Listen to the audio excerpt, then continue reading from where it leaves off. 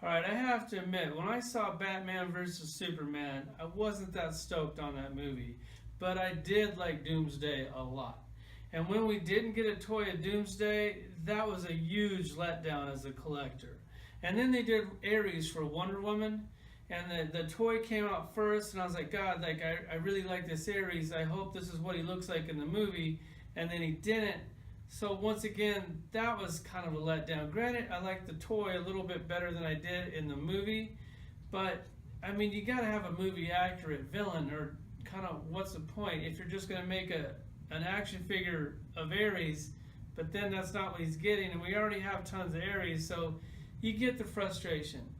So that's not the case here. So they did Steppenwolf for Justice League, and this thing, for one, he kind of looks like the comic book version, but I actually like the movie version better than the comic book version, which is really cool. Not to mention that he's massive, and that's always a plus.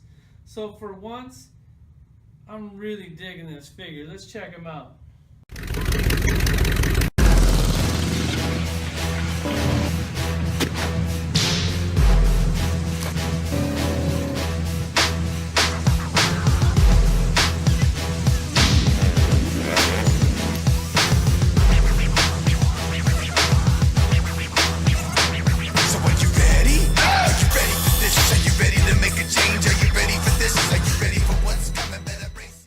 Alright, so here he is standing at a massive 9.5, almost 10 inches tall. Like that is amazing.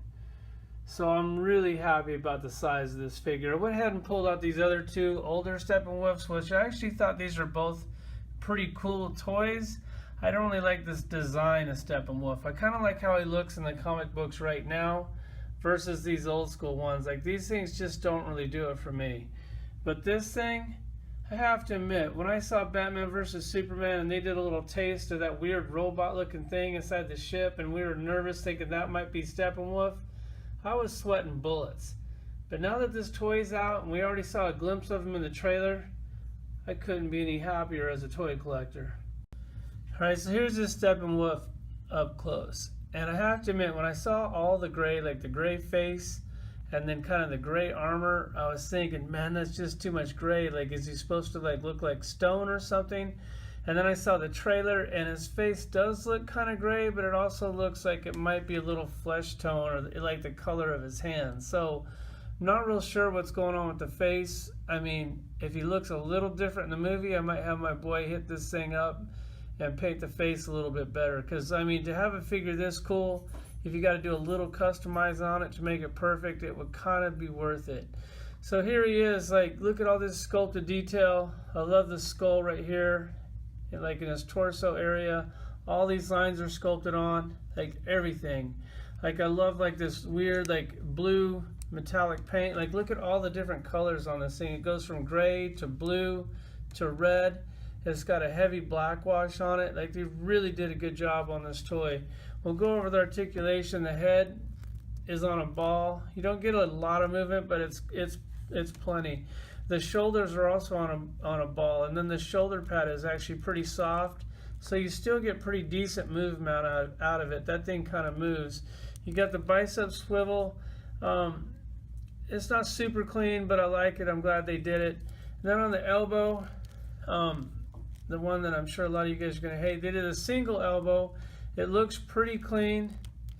Like, there's no pin for the elbow, which I like. I know all you guys would pretty much want a double elbow, but then you show the pins, and I don't know, I don't really dig that. So the single elbow, for me, I actually like that a little bit better. They got that same crappy wrist joint that they put on all the figures in this line. Like, that sucks. Like, I mean, that's just horrible. Like, I don't know why they can't do that little ball thing where it's a hinge and rocker or whatever. And then you also have a little bit of movement here at the forearm, which is a nice little added touch. And then he does have an ab crunch. It doesn't crunch though. Like, it doesn't go forward. Let me move the arm out of the way. Like, that's it. Nothing forward, and then it goes back. So that's just kind of pointless to even have that, because you're not going to display him like that. He can't go forward. Kind of, what's the point? He turns at the waist. I always like when they do that, especially when they have a line there to work off of, because then it doesn't really take from the figure's looks. The hips, they got that you know, that typical, sorry, I gotta pick up his dress here, right, so you can see his junk apparently. So it's got the thigh cut here, which isn't too bad because it has lines in it. The dress covers it, so that kind of works on that one. Then it's got like that weird split joint that they normally do that I really don't care for. But once again, his little skirt covers it, so that's kind of cool.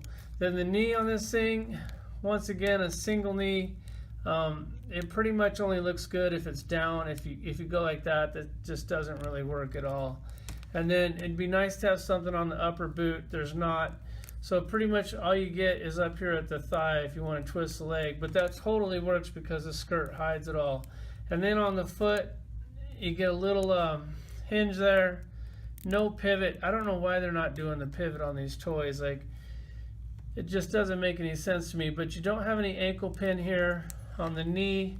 You don't have any pin here. So it's a really clean looking action figure. Like, I couldn't be any happier with this thing. Like, I'm sure there might be a few complaints about the articulation, but not from this guy because it looks so good. Then he comes with this amazing axe. Tons of sculpted detail on this. Like, it's just really cool. I mean, it'd be nice if they had like a little effect on it, or just a little something, you know, like maybe a little red paint or a little glowing effect. I don't know, I think that'd be pretty cool. It slides right in his hand. Actually fits in there pretty good. The downside of this axe is it's really soft plastic. Like, so you pretty much have to put it all the way down in his hand, because if you like try to display this thing with the axe sitting out, it's gonna sag and then it's gonna have a problem with it. So I'm just gonna display it all the way in there. Like, so overall, this figure, man, he looks amazing. Like, I'm really happy with him. Let me get some of these other Steppenwolfs out of the way.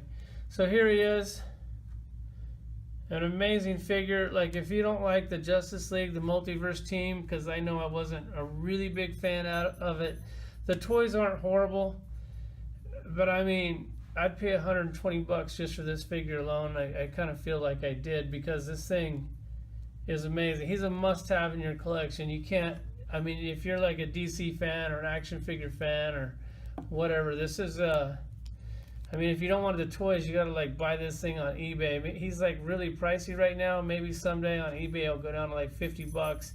Totally worth it. Like I said, I'd pay 120 if I had to. There's my Steppenwolf. I showed you my Steppenwolf collection. Like always, thanks for watching.